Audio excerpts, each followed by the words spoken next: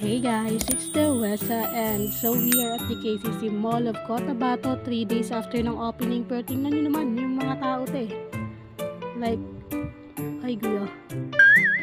By the way, I came here with my friends Casey, Rayan, and of course ang Pogging Hammer. Pagpasok pa lang namin, the first thing na napansin ko is yung nagde-detect ng bag. Like, it's so beautiful, elegant, and cutesy. I mean, hirapan pa ako dyan. Then after that, nung nakapasok na kami, para kami mga nawawalang bata sa loob. And that's because sobrang lawak Pero mas napansin ko talaga is nakakaganda yung light nila.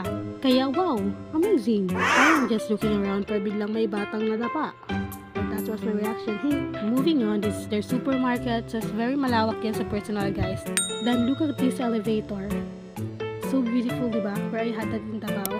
So we just look around. Alang napagod na kami and we just had some buko. And buko muna kasi nagtitipid. Then cheers, Mera! Nawawala yung dalawa Ewan ko nasa sila. Hinahanap pa namin. So that's it. Bye!